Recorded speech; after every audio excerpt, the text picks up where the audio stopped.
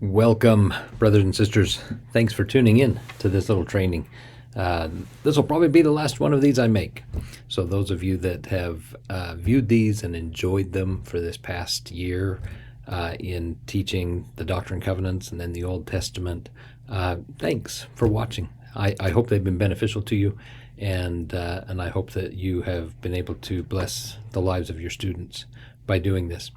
But as this is my last one, because you'll be coming to the end of your school year over there. Some of you may not even get this far before the end of the school year, honestly. But we're going to talk a little bit today about the Book of Deuteronomy. And so, personally, I would recommend as you start the Book of Deuteronomy that you actually start in the chapter heading of Numbers 26, just to give a little bit of background to your students and let them know what time period you're talking about here. Because the book of Deuteronomy starts when right after all of that generation of Israelites have died. So we're at the end of the 40 years of wandering in the wilderness, really. And Joshua and Caleb are the only adult Israelites left. And so they're ready to go into the promised land. And so you would think that the next chapter is going to be them going into promised land. But, spoilers, they don't actually enter until the book of Joshua. So what is Deuteronomy? Well, in order to teach this to my students, I took them first to Deuteronomy 5, 6 through 21. I just had them glance through these verses, and I asked them, what do we call these verses collectively? And it didn't take them long to come up with the fact that this was the Ten Commandments being listed off again. And so I said, okay, why would the Lord repeat the commandments? And why would he repeat the Ten Commandments here when we just did it in Exodus chapter 20? And so that's when I explained to them that Deuteronomy means the repetition of the law. And so the book of Deuteronomy really repeats and highlights a lot of the things that were already covered from Exodus up through Leviticus and Numbers. And so Deuteronomy is a review, if you will, of the high points, of the things that are most important. And one of those is the Ten Commandments. But then I also asked my students, I said, okay, so why in the world would the Lord repeat these commandments? Well, they're important and things like that. And then we had a discussion about what types of teachings is the Lord repeating in our day, and what types of things have you heard the leaders of our church repeat over and over again. And we made a list on the board, came up with a dozen or more, 12 to 15 things on the board that they could come up with that the prophets had taught over and over again. And it was a good discussion, just to see what is being emphasized in our day and what is perhaps most important in our day. Then we shifted gears a little bit, and usually one of the ones on the board led right into this, because one of the ones on the board would be that we're supposed to love God and love our neighbor. And that's what Deuteronomy chapter 6 verses 4 and 5 says, is love God.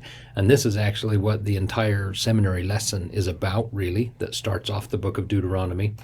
And so I then shared with them a quote from President Holland that was in the curriculum, and we went from there.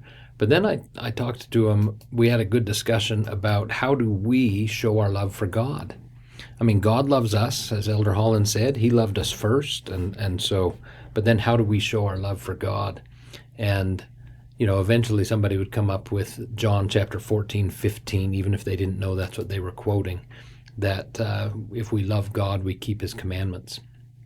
And so then I showed them this graphic that I made a number of years ago, where I simply was making the point that, God's love is fixed. It's eternal. It's perfect, if you will, for each of us. I can't diminish his love for me. I can't increase his love for me. But what I need to do is, how do I show my love for God? And so we had a discussion about this based on this little principle right here. So that was what we did there. And then I did one more thought with this in this day. This has all been one day of a lesson, because I said, who else are we commanded to love with all of our heart? Some of them would say, love your neighbor. And so I took them to Matthew 22 and said, nope, we were told to love our neighbor as ourselves, but not with all our heart. And so finally we went to Doctrine and Covenants 42, where we were told to love our wife or love our spouse with all of our heart. And we talked about what that means, and the word cleave and things like that. And so that was that was really a good discussion. We had some great discussions that day, and I really enjoyed it. I put this quote in here.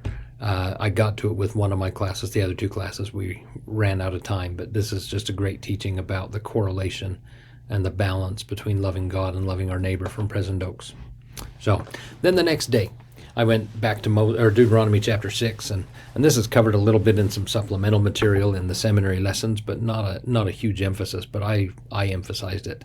And I read these verses and asked them what did that mean that they were supposed to do with these words, and they were like, well, put them in your heart. And I said, okay, well, and then they'd come up with bind them on your hands and on the frontlets of between your eyes, and so on and so forth. So I introduced them to a word called phylacteries, and I showed them this picture of this man with phylacteries and said, now, is this really what the Lord had in mind? And they all decided, no, he probably just wanted us to learn them and to use them and things like that. So I asked them what scriptures they have in their heart and mind. What scriptures do they have that are memorized? And really, very, very few had scriptures memorized, which was maybe a little sad, but they didn't. And so then we talked about how can you use your gospel library in your app to better keep your scriptures available for ready use. They talked about tagging things. They talked about making notebooks. They talked about annotations and so on and so forth. It was really quite a good discussion, and we had a good discussion about that. Then we talked about Deuteronomy 7, 3, and 4, and if I remember right, this wasn't even covered in the curriculum. But this talks about the importance of marrying in the covenant, and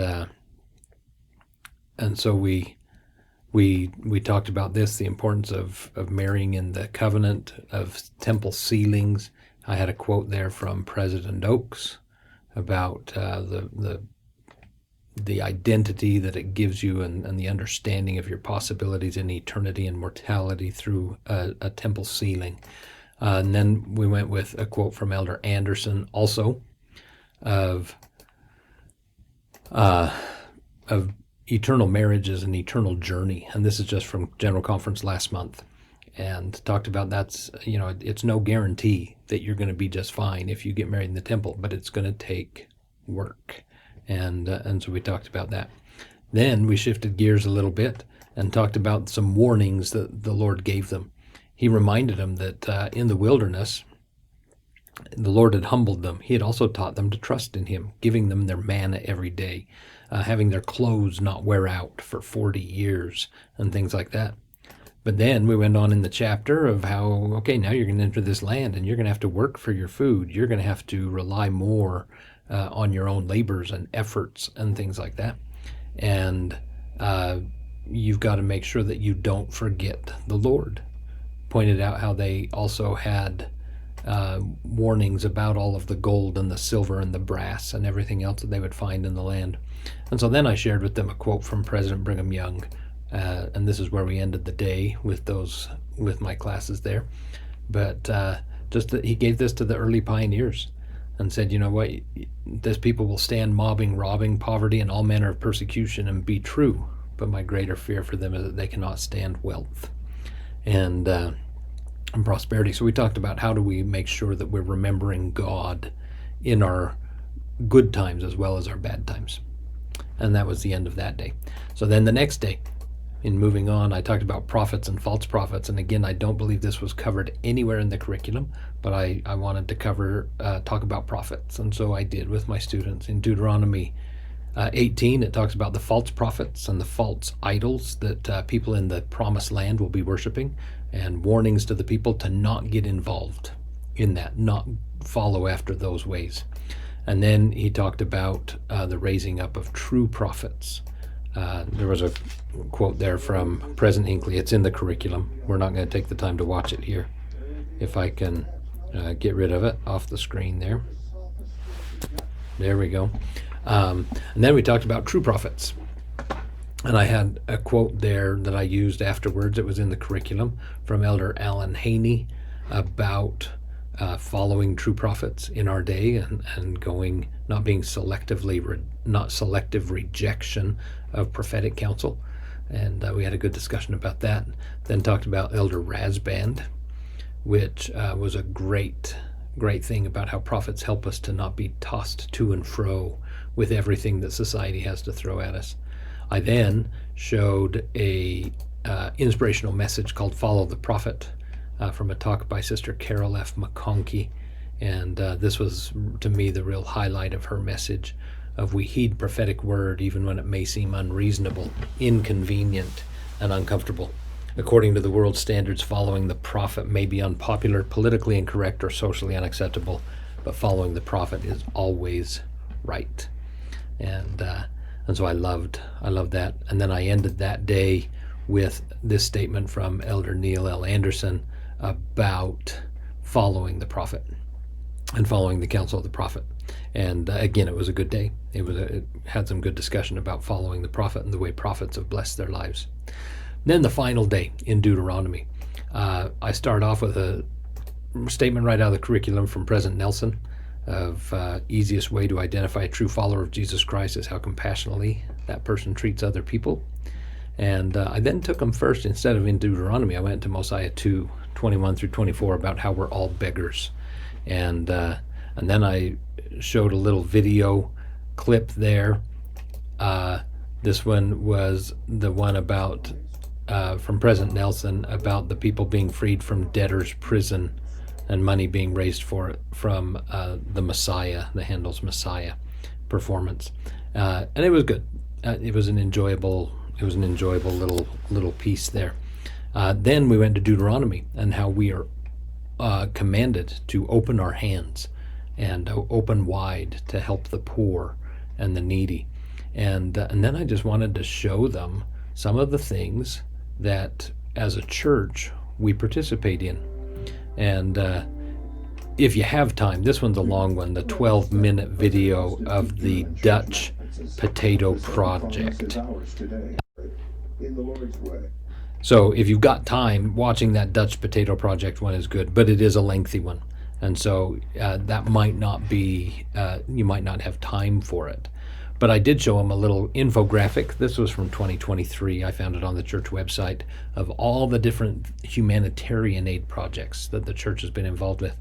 And then I found this little video about church humanitarian efforts. It's from back in 2017 that details just a lot of the humanitarian work of the church.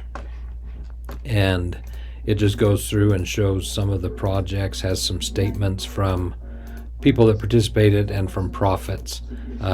It's about just shy of 5 minutes long, and it was good. I found that one was valuable just for them to see what they're involved in. And I pointed out that on my own, I would probably not come up with many of the things that I'm involved in because I'm part of the church and I support the efforts of the church. And then I wrapped that day up with this statement from President Eyring of when we are engaged in service to others, we think less about ourselves, and the Holy Ghost can more readily come to us and help us in our lifelong quest to have the gift of charity bestowed upon us.